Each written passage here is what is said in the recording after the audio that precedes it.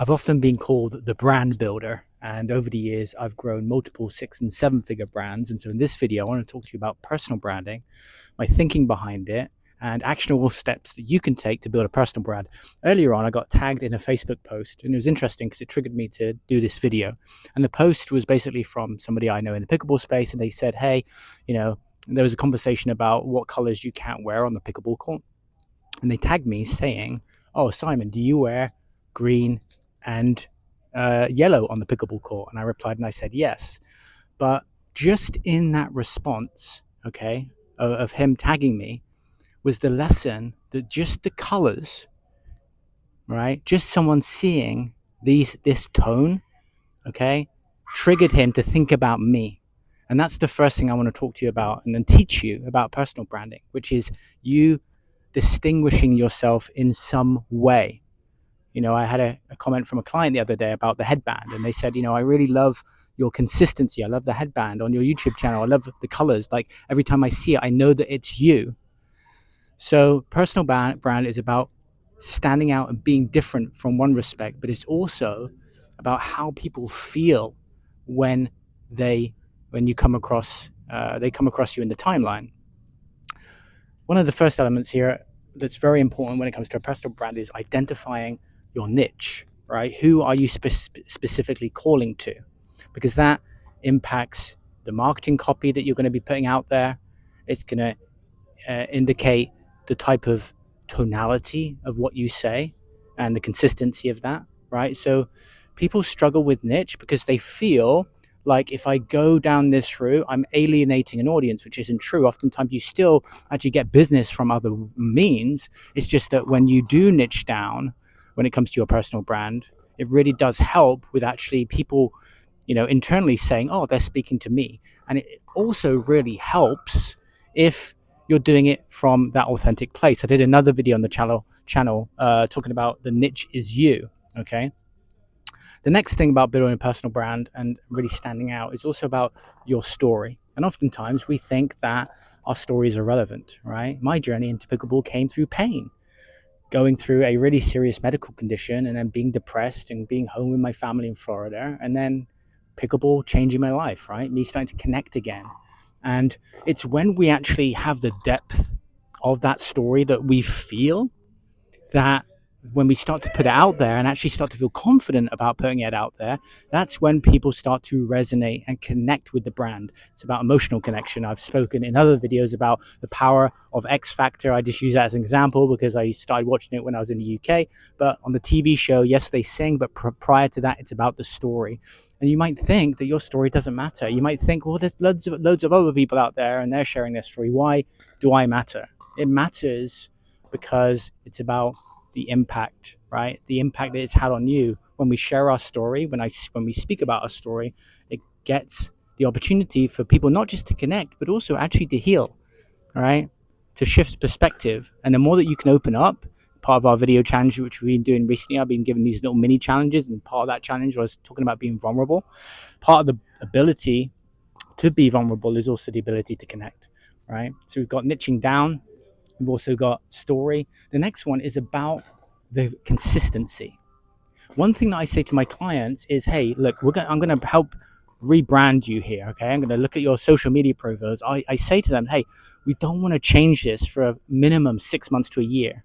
And because we can have a tendency as an entrepreneur to want to change things all the time, right? We want to change the text, and I've done that in the past, right? I want to change, but the problem with that is if you make too big a change, for example, your profile picture or also your brand, people need that repetition for it to be wired in, right? So if I was changing the color of my headband all the time, like I have two primary colors to my brand, it's that yellow and it's the green, right? But it's a different tone of green, right? And I've done that for a particular reason, right? But the lesson I want to teach you here is sticking with it.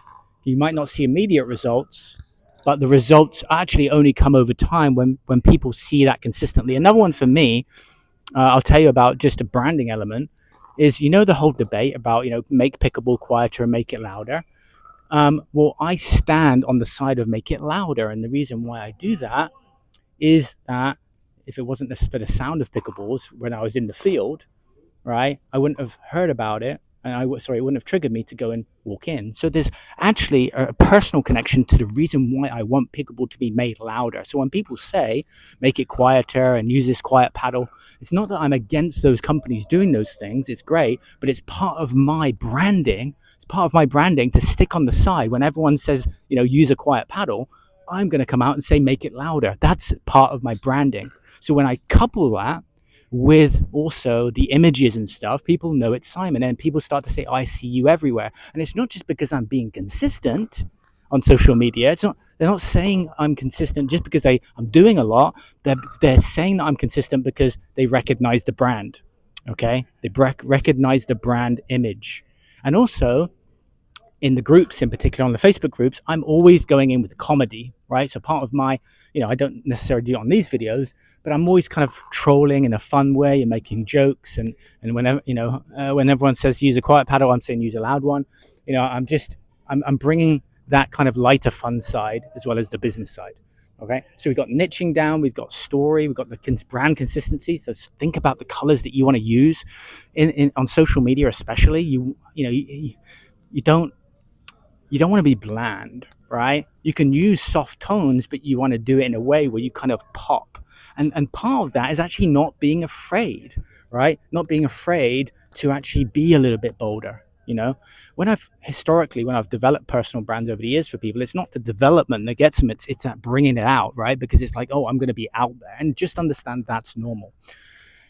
The next part is about adding value. A big part of building a personal brand is getting comfortable and understanding the process of adding value and content, and not being afraid to just give stuff out there, right? You might not, again, get that immediate return, but it will come over the long term. You've got to see this as a long-term play. Our ego, right, it wants that immediate result. And so maybe if you post something and you don't get that immediate result, you might start to doubt yourself, but you want to let it simmer, right? You want to allow your brand to come out there. So we've got the niching down, we've got the story, we've got the brand consistency, we've got adding value, and then of course engaging with your network, right?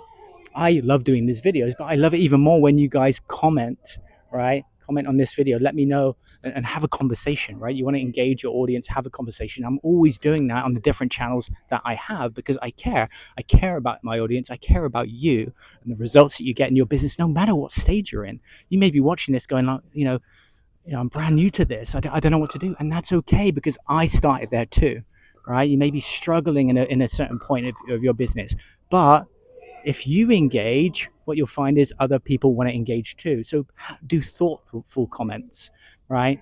Don't just skip over things. If people are engaging, do your best to engage with them too. And I know I miss things from time to time, right? We're all kind of busy, but just do your best. And the other final thing I wanted to share here, which is, I've just noticed this over the years. I've grown multiple brands myself and noticed it with others, which is your brand is going to evolve as you evolve, right? So 10 years ago, the way that I branded myself, and I noticed as I grew spiritually and emotionally, like it started to change. I wanted to do different things, right? So just know that your brand will grow, and if it doesn't feel in alignment, if it doesn't feel right, you won't want to promote it. And that's a big reason actually why not to do certain things on your own, because if you do it on your own and it feels a bit off and it's like, oh, I don't like this, you won't want to put it out there. So a big part of personal branding is making sure it feels right to you, right? The things that, how you're putting yourself out there, right? Because if it just even feels a little bit off, you won't promote yourself. And it's not that you can't get the business or you can't succeed. It's just that you're holding back because the brand, when it all, a personal brand or any brand, it's got to click together. It's not just about the logo. It's not just about the website. It's not just about, in my example, the headband. Building a brand is about everything coming together, so it's cohesive, so it's smooth, so it just it's like the river flowing, so to speak. Or in the pickleball game, actually it's a great example actually in pickleball, when the games that you play where it's just fluid and you came away from the court from those games where you're like, I was just in my zone. Building a personal brand is also about you being in your zone, so you build the brand and you don't hold back. And so there's so many different ways to identify yourself in a certain way. There's so many niches that you can go down, right? There's so much content that you can add. The question is, Are you doing it, and are you doing it fully? Let me know in the comments what you think about this. Are you ready to start building your personal brand? If you are, head to picklepreneurs.com where you can apply for coaching. I'm also in the process right now of building personal brands. If you're interested in me helping you specifically to set yourself up with a brand, I can tell you by investing that time, investing that in that financially, it's something which sets you up for the long term because you separate yourself in a much bigger way from everyone else out there that's maybe just, hiding behind a logo. And a logo is important, but it's one element, right? It's actually more about you being seen, you being confident, and you putting yourself out there because I know you are going to succeed this year and beyond if you develop a strong personal brand and a brand in pickleball. I'll see you next time. And if you're not already subscribed, hit that button. I'll see you soon.